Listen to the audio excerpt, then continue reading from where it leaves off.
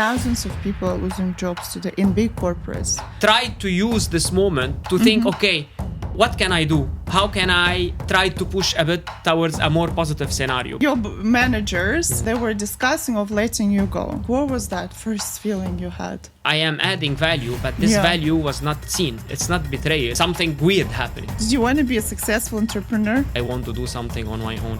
I just wanted to be successful. And I was raised in Lebanon. The country and the government doesn't give a lot of security. So you need to build your own security. House of Pops. Brand that has over 1,000 locations around Middle East. I don't feel like I'm a big businessman. The numbers are impressive, but... So you've created the product with your wife. How did your relationship change once you started having business together? I refuse the idea of the company is your family. The first ice cream brand that was allowed in Dubai schools. What I want to discuss is that superpower that you had behind the success.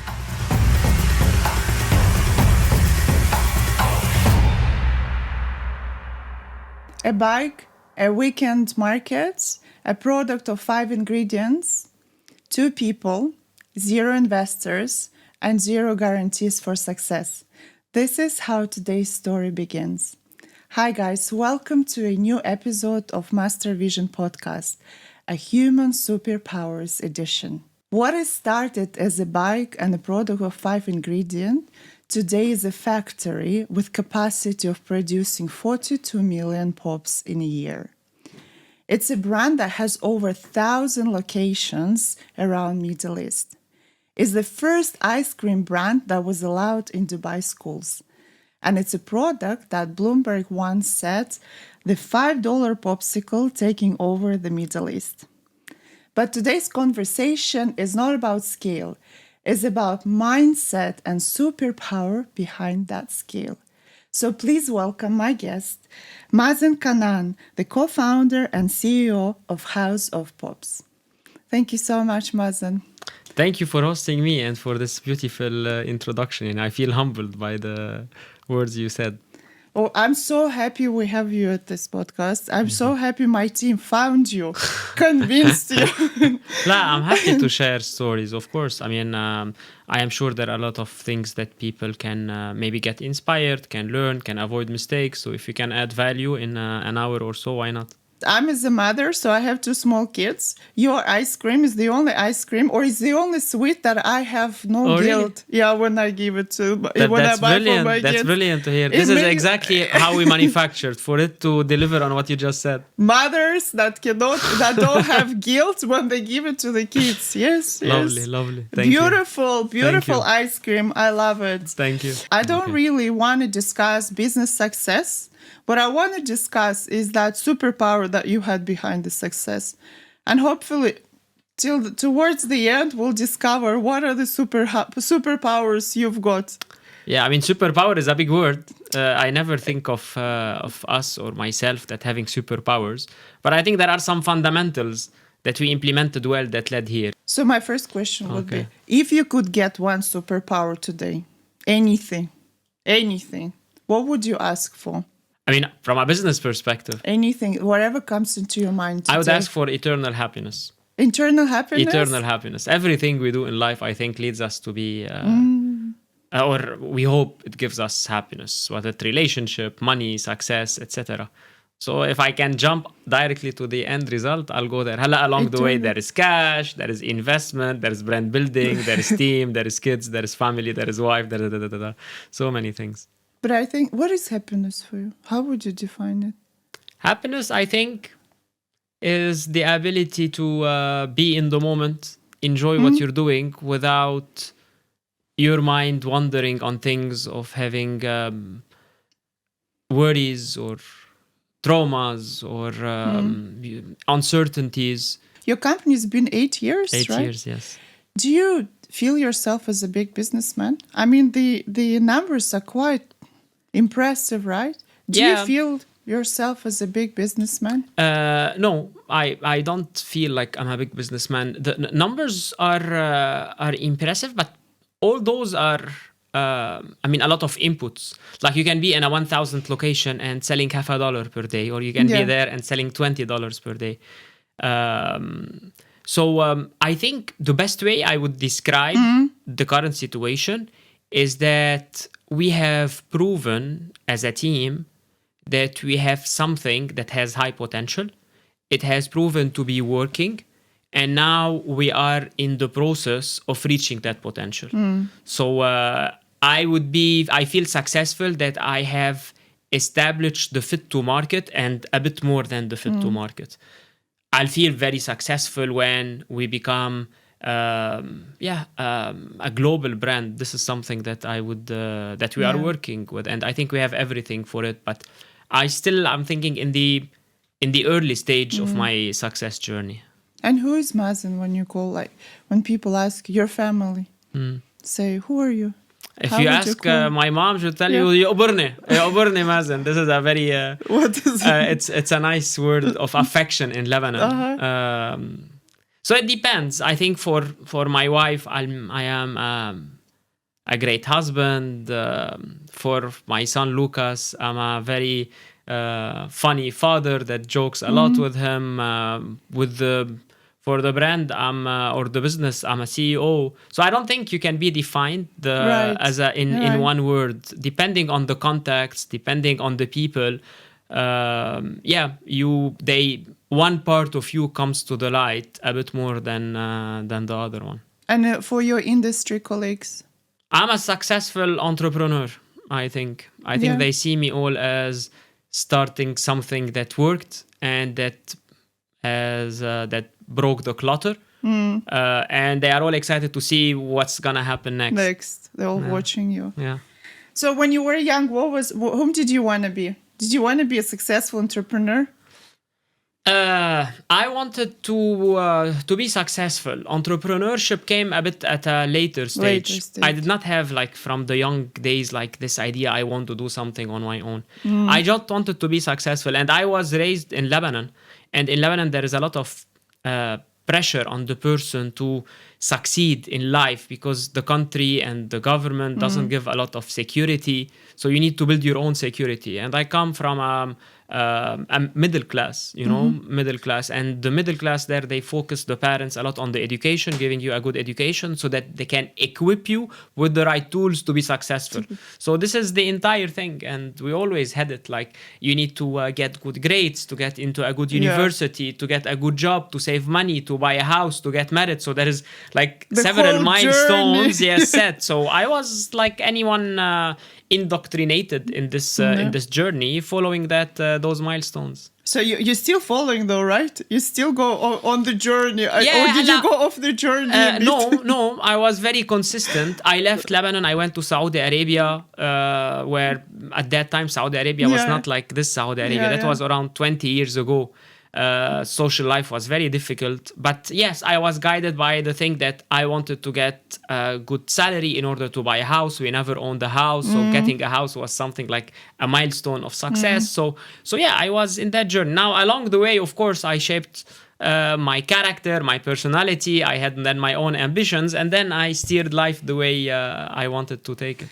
Keep going on the journey to make the parents happy. Now they are very happy. Very happy. I think our generation, I don't know, we still have that responsibility to keep the parents happy and go on the journey. But you know why? Because it's a balanced relationship. When you look at your parents, what they have done to you, the sacrifices they have done. Like in my case, the school they put me in and then the university are beyond our means. So they have sacrificed a lot from their side in order to be able to provide all this to me. So of course, naturally, any sane person will have a big thing on his mind to be able to pay back, maybe not only in money, but in showing them that you are successful, that their project delivered. Like they could have, instead of putting me in a good school, they could have bought a house, but they didn't. So all those remains with you and are a big drive for you. Yeah, I have goosebumps. Yeah, I'm controlling in the camera because otherwise it will go very, very emotional. And do you know the thought I just said? I'm always complaining about how expensive schools are here. But it's true, my parents put all their savings in our schools. It's true. And they didn't complain. They just put it because they knew it was the right thing. Yeah, to give the better future. Of course. let's start on with your journey now. Yes, So I'm sure because you're quite a famous person online. You've been to many podcasts, Yeah. I think. Most of the people know your story with the email that you received from your your managers. Yes. Unfortunate email that they were discussing of letting you go. Correct. When you opened that email, what was the feeling you received? Like, what was that first feeling you had? Yeah, of course, I was shocked. Like, you understand sometimes in the organization you can do good, you can do not so great, but I never imagined that there was a very categoric view, like an extreme view on me. And in my view, it was not really related to performance because the numbers were there. So of course I felt, and when you are in an organization, you feel like the entire world is this organization. Yeah, and I've been there for 11 years, 12 years. Yes. Yeah. So then it feels like, okay, now it's like everything is just disappearing. So it was extremely shocking. Did you feel betrayal? Did you feel like it was a of betrayal? course. Tala, I never had the idea that I am sacrificing for this organization. No, and I always am clear that this is a healthy relationship built on mutual benefit. Like, I'm delivering value From the day one. I never, and this is, I always tell to people, like, even in our company, don't do something for the company to appreciate. This is the company works in this way. And I also refuse the idea of the company is your family. No, you have your family, you have your friends, and you have your colleagues. Your colleagues don't need to be your family. And like, also, I mean, if you take it on a bigger scale, people say that I love in my mother that she's my friend, and I think that no, my mother should be my mother. That doesn't mean that there are some traits of friendship that should not be part of the mom's role, but this is still a mom role, you know. But so in the same approach, I always approached my work as someone who's doing good. What came a bit, I was not happy about or shocked, is that I still was clear that I am adding value, but this value was not seen. It's not betrayal. It's just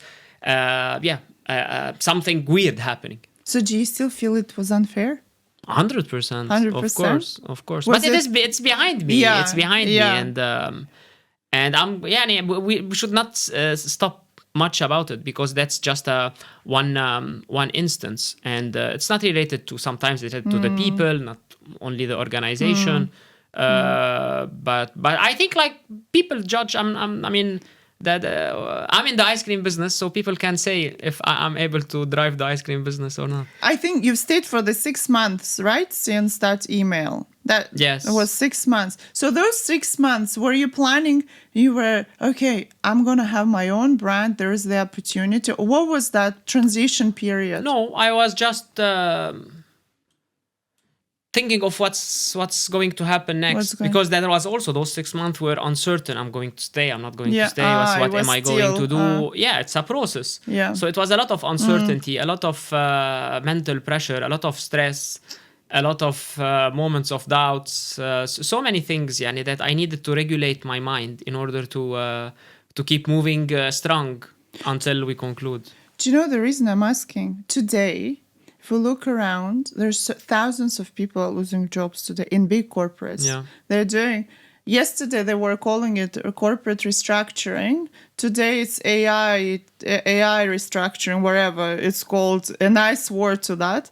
But thousands of people losing their jobs. And the way they lose, they tell them, okay, we're going to fire, 1,000 people in the next 3 months. Correct. And people are sitting and thinking, like a lottery, right? Who's going to be next? I think it's really unfair and it's terrible and it's scary. And what's interesting about it is that, like, in the old days, people were joining those big multinationals for job security. Because they know, like, when you go and negotiate with a small company, say, you know what, it's a small company, there's no security. I mean, look at all those big companies now, like, by the thousands, they are firing. So I don't think anymore this idea of job security is an advantage for those corporations. And this, we have seen it in the shift of people leaving, even without being fired, those big corporations and moving into startups where their values are aligned, where they see they can contribute, where they see there is an environment that's very healthy. But yeah, that thing when you are stuck is very, very difficult to handle. But what I can tell people is that you never know. This could be the start of something better for you.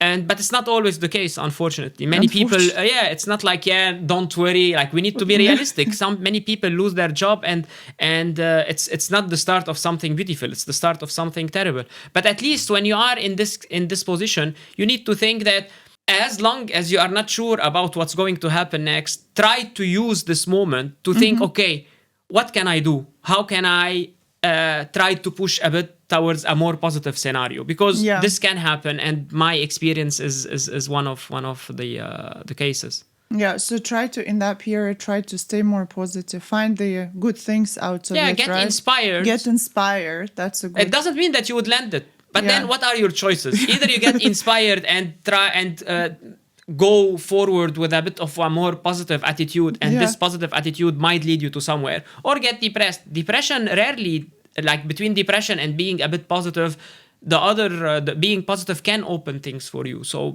those are tools that you need to manipulate your mind. I manipulated a lot my mind to go through. So what is the tool you use to manipulate? Maybe we can use a lot. something. I used they're trying to take out emotions from the scenario. So going to work, I was going there and there were like people fighting. And then I thought, no, this is not... you take out the colors, the emotion. This is a game from 9 to 5.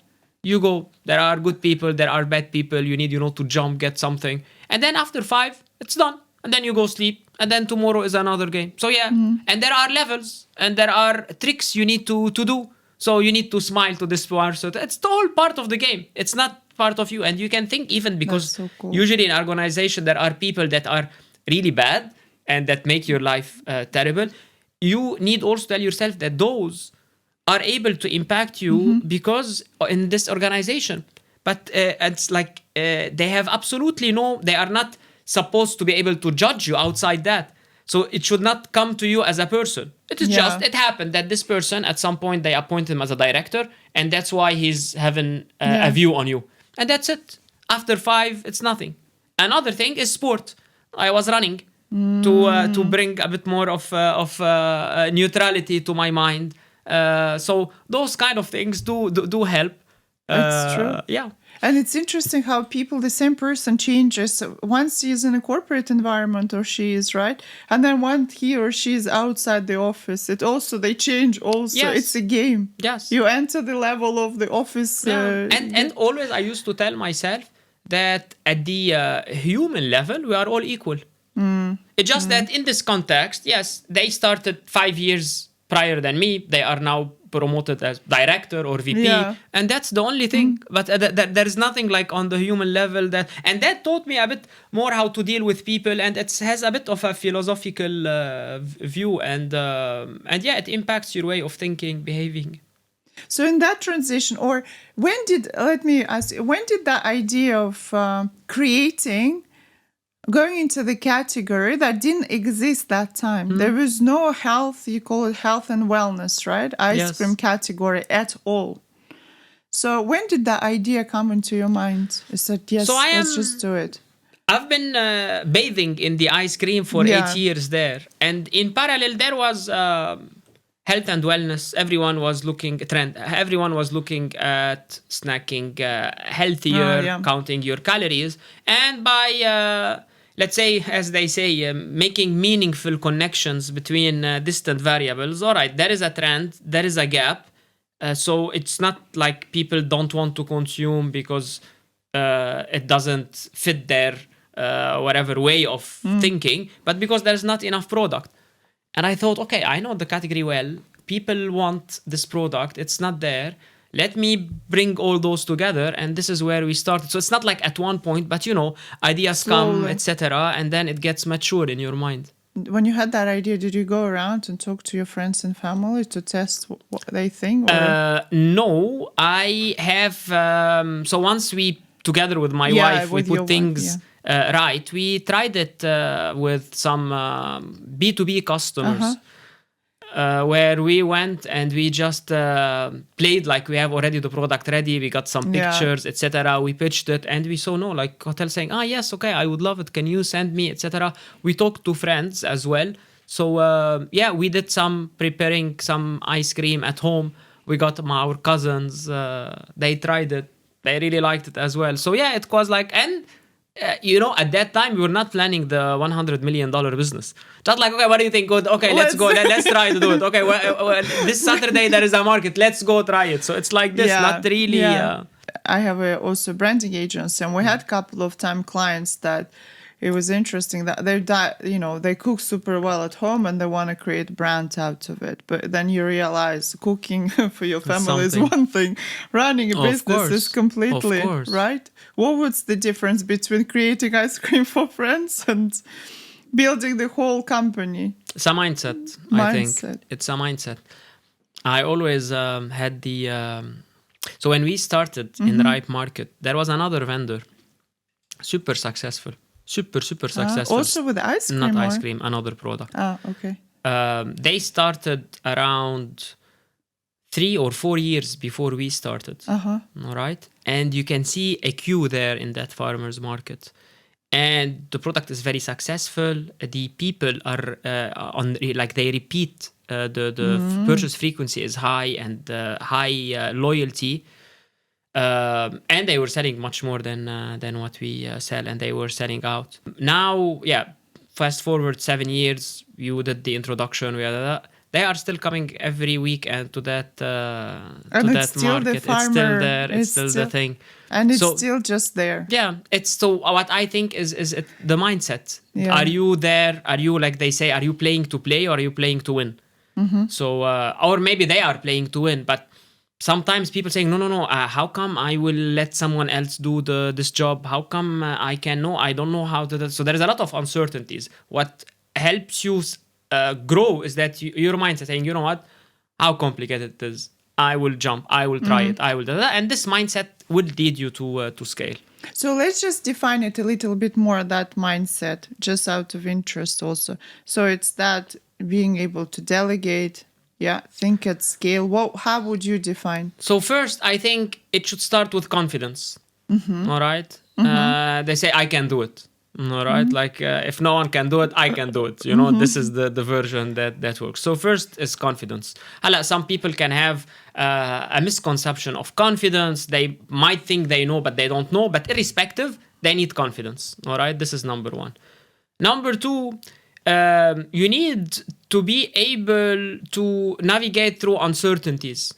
Like there are some jobs or some people that you need to give them all the numbers, all the data, and then they can get something out of it. But there are other job requirements where there's no data and you need to figure it out. So this, sometimes people might feel extremely uncomfortable working in this. So you should be extremely comfortable working with uncertainties. So this is very important. The third part is that you need to have a high tolerance for stress and for managing problems, because you'll be slapped left and right during this journey. So you need to have the ability, the resilience, let's say, to keep going, to manipulate again your mind that's saying, no, it's okay, we can do it, because you need this positive attitude in order to keep moving. This is initially. Now, moving forward comes the ability to recruit a good team, the ability to delegate, the ability to tell a story, because then after the brand or the product works, you need to start building a brand. And how can you push for the brand? To advertise it, you need to tell the story. People love to hear stories, love to hear from the people who are leading the business. And this helps a lot in driving this. I mean, there are other elements, but those are a bit what comes to my mind. Yeah, I have to say about the story, it's great in terms of the healthiness of your product, but also the visual part.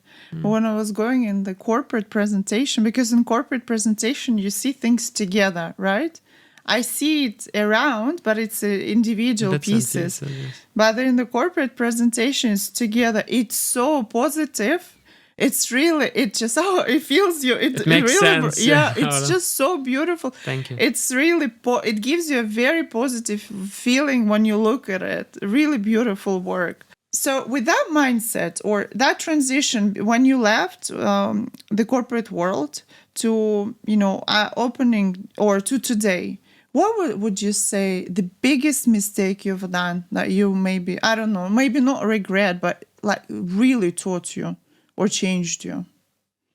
I did not really, in all honesty and in I don't think we made a very big mistake. And it's not because I think very highly of myself. It's that you need to think that I've been in this industry now 8 and around 15 years. All right. The first 7, 8 were in a different company. So I did a lot of mistakes there. Then now you've that tried shaped it all me. there. So now, after all of this, I came with, so we had, limited mistakes that I would regret.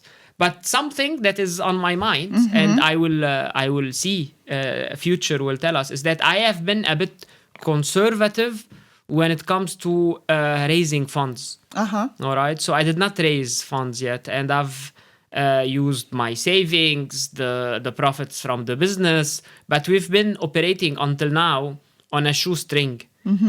We have a very strong strategy. How can we advertise the brand without putting much behind advertising through our route to market, our events, etc. But I am thinking that it might be time to really unleash the monster by opening the cage and bringing investment and then unleashing. So there is positive to that part. There is also disadvantage. Time will tell if we were able to take the right decisions on this one, but this is something on my mind. What was why were you conservative with that? What was it? Because I don't like to go immediately once there is a product that's working and get other people money for a couple of reasons. The number one is that I want to create value with whatever resources I have. So that, because initially someone can come give you a check for $500,000, maybe take 20-30% of your business. It might be cheap.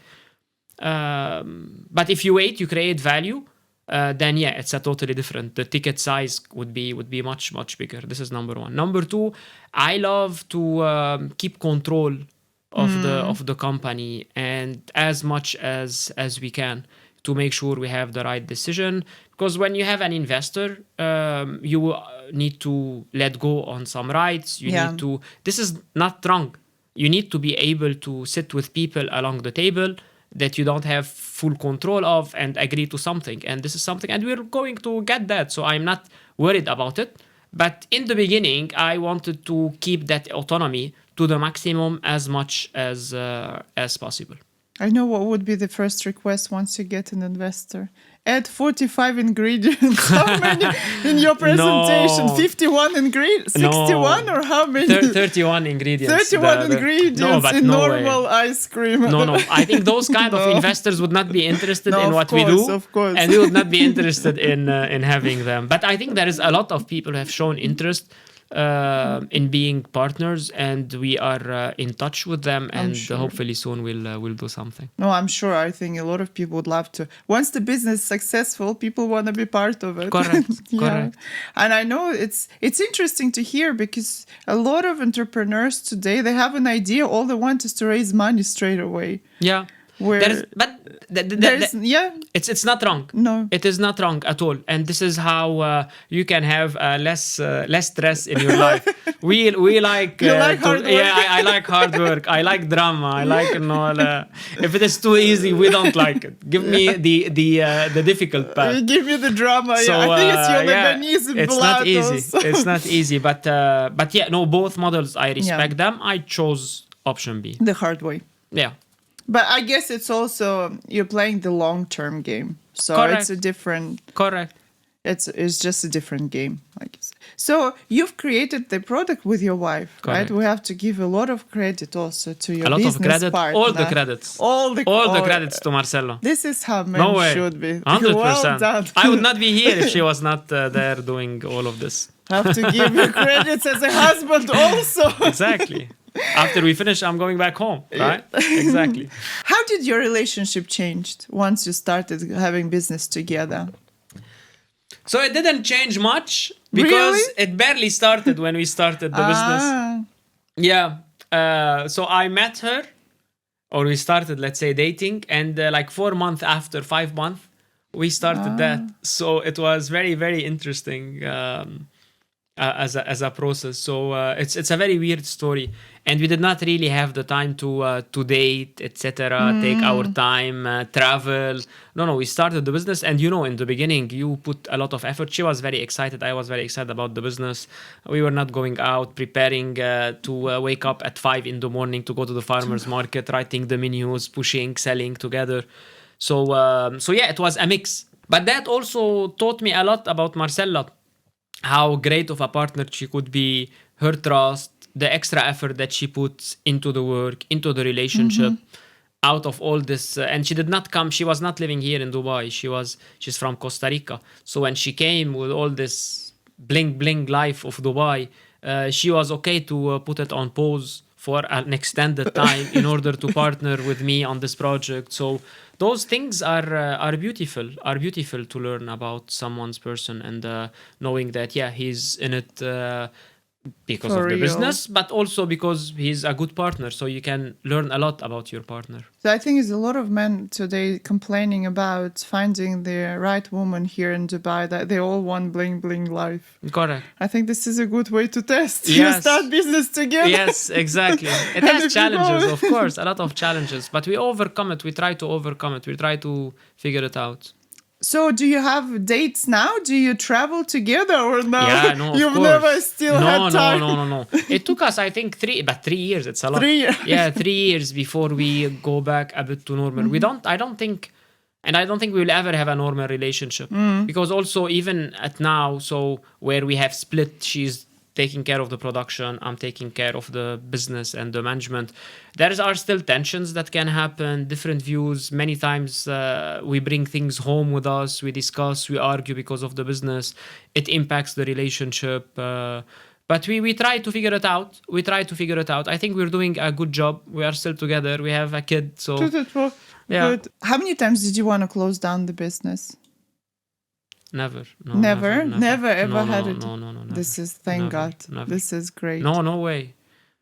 It is many things. I mean, so House of Pops for me is a business, of course, but it tells a lot about me as a person, and I would give it everything before I decide to. I would not go foolish by keeping it if it is like losing money and there's no light at the end of the tunnel, just because to avoid the social embarrassment. But I am all in this game, and I think I have what it takes to make it a huge success, even more than where we are, way more than where we are currently. But never it occurred to me, because the business always was showing positive signs. That doesn't mean that I had sleepless night. That doesn't mean sometimes I didn't know how to pay the salaries, how to make it till the end of the month, that I don't have, $500 in my bank account. I went through all of this, but for some reason I was like, talk about entrepreneurship mindset. We're gonna figure it out, and we figure it out. Sometimes by ourselves, sometimes by the support of others, sometimes by the greater force that interfere and tells me, Mazen, you're a good person, and I'm gonna support you. Do you know, I also had in my 20 years entrepreneurship, I also had moments where I was like, that's it, God. I've tried everything. I know for people maybe who don't believe in that, it may be difficult to imagine, but it's like, that's it. I've tried everything. I basically rely on you now. No, that's true. And then some absolute miracle things. I have goosebumps. Miracle things happen that are unbelievable, undescribable. Yeah, no, 100%. Yeah. I faced the same. Like there could be no way, and then someone knocks the door on the office and comes and say, "Are you interested in this?" And then you say, "Man, like how on earth this could happen?" So yeah, of course. Not alone. You cannot do it alone. You can't do it alone. Now, you've started the company. I'm sure it's a family business. You can call it 100% family business. The family was born out of that business. Do you today run it as a corporate or still it feels? I know you said you don't like the word family, that everyone is a family in the company, but does it have that corporate structure? Yeah, of course it has. So Anna, I'm not against corporate structure and the way they do business. The best thing when you are doing your own company, you can pick and choose. Yes. Like, I took from my previous organization great things that they have done. How to build brands, how to think about opportunities, how to launch, how to control the range, so many things. Also, how to take decisions. And I put aside all the negative things. So I'm getting the best of the best from this one, coupled with the autonomy and this fresh and very healthy relationship in a startup where everyone works as a team. So we have ways to take decisions. We have put a senior management in place, 7 people, highly qualified, super qualified, each one leading a different department. And we take decisions by voting when we don't agree, for example. We have really... so it is a family business by ownership. We own it, me and Marcella, and we are a family. So that's why it's a family business. But the way it operates, it has nothing to do with the family. It's never I come and say, you know what, guys, today I want you to launch a pistachio kunafa ice cream. No, you didn't launch that. No, I did not launch that. Launched. Everyone launched. But we are not... you forgot. We are not in the flavor... we're not in the flavor of the month business. So yeah, for example, it was a trend. But first, if I do it, or if I suggest the idea, people will tell me it doesn't fit House of Puffs at all. And we vote. We never take unilateral decision.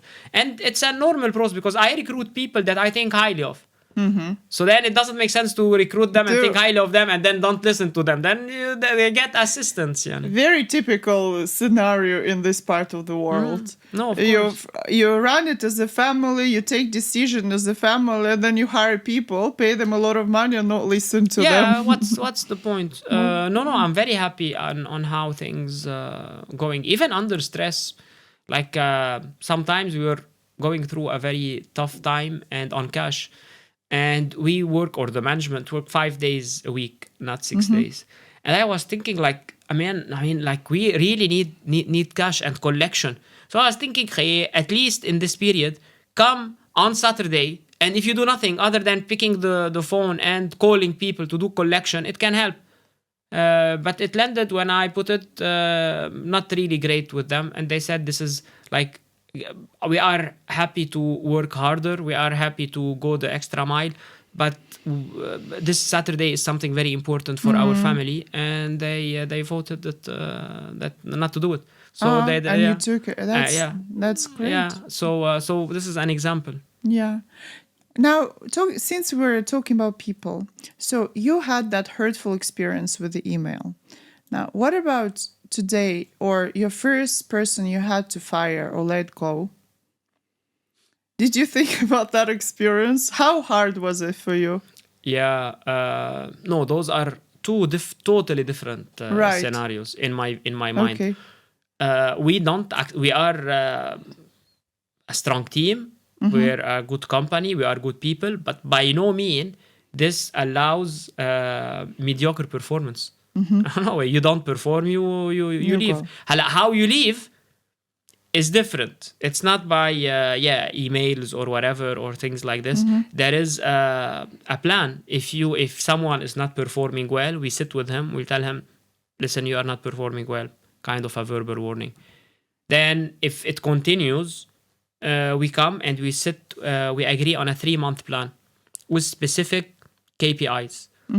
In the first month, he doesn't achieve the KPI, he get the first written warning. The second month, he doesn't achieve the second. The third one, if he doesn't achieve, 3 warning based on KPIs that he agreed to. So we agree on jointly, then he leaves. But by no means we say, no, you stay irrespective. No, we are very, very keen. And many people, senior and non-seniors, have come and in senior positions, they have come and they have left. And there is this concept also called of tough love.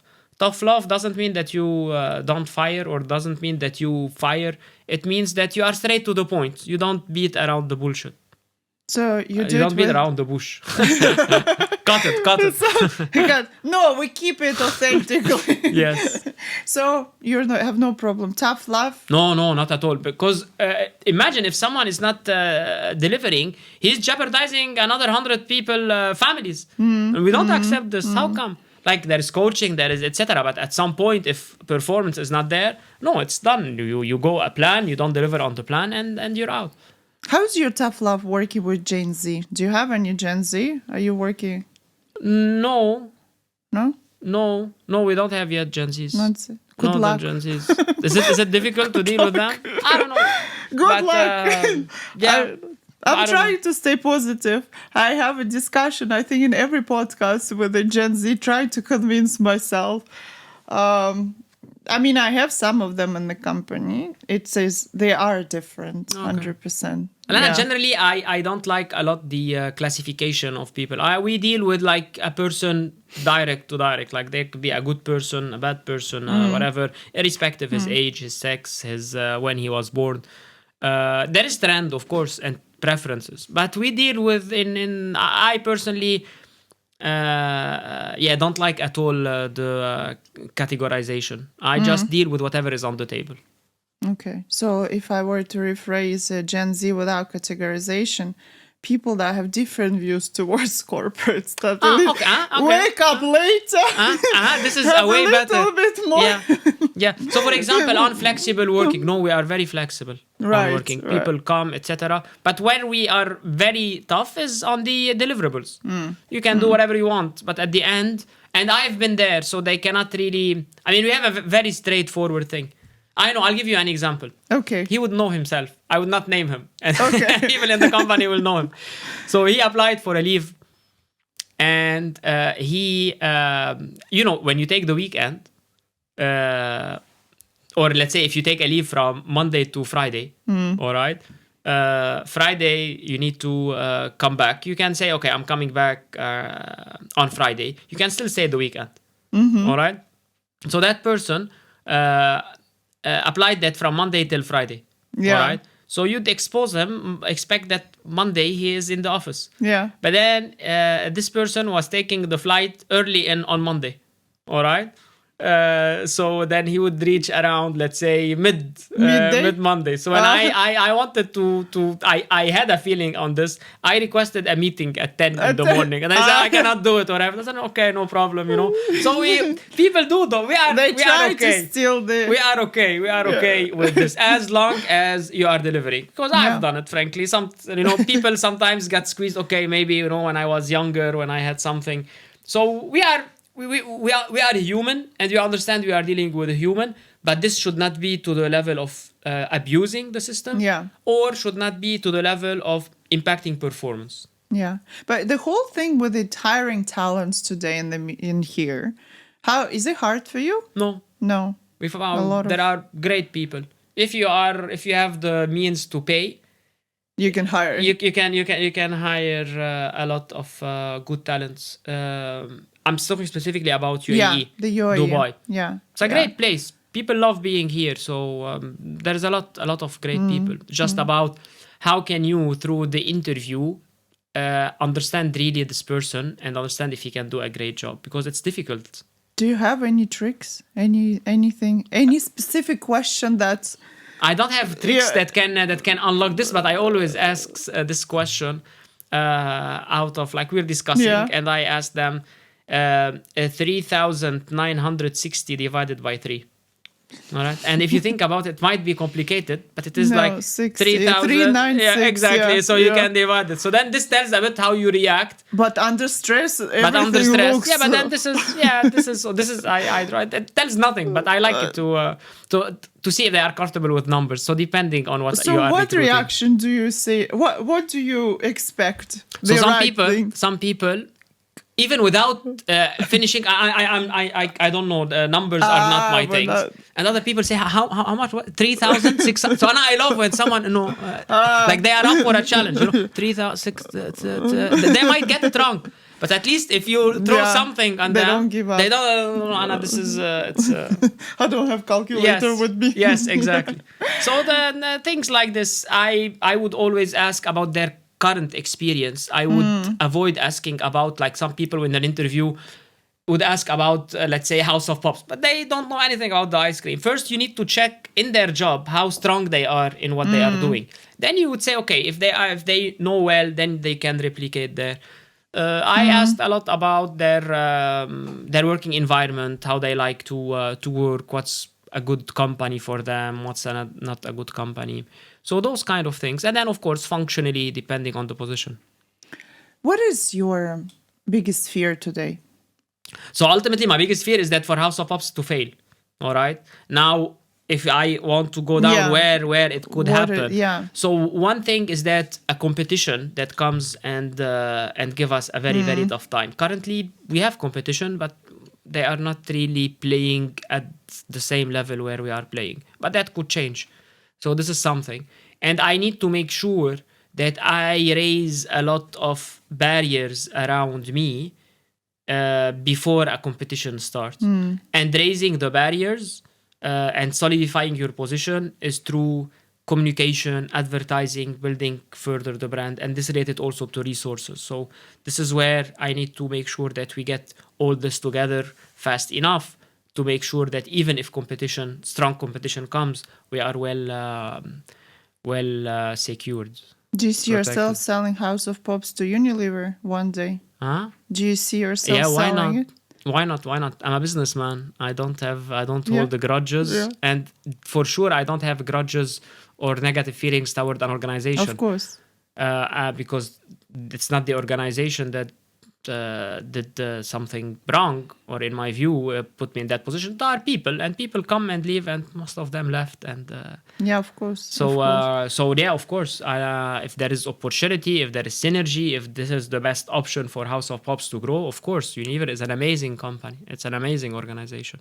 So today in 2026, if you were to start a business, would you go for ice cream still, or there's some other ideas you could see? No, 100%. If still the environment and the category today, like this, like now, yes, of course, there is a gap in the market, and this is something I know how to do 100%. So it cannot be a better fit. Like, imagine, like, you are great at doing something, and this something unlocks a big opportunity. Like, now everyone's going into AI. I don't have any competitive advantage in AI, but I know ice cream. I know how to build the brand. I know how to innovate. I've been trained in the best company, so of course I would do it. You would do it again. Yeah. Any other emerging things you see for people maybe in the market? So in the F&B, still health and wellness is something ongoing. Beverages has been getting a lot of attention. This is one thing. Everything which is small format, snackability, convenience, this is definitely a trend. The bites, the fruits dipped in chocolate, we're doing that as well. I mean, this is where I am mostly focused. It's about convenience, still health and wellness, but the formats, convenience, portion control, small indulging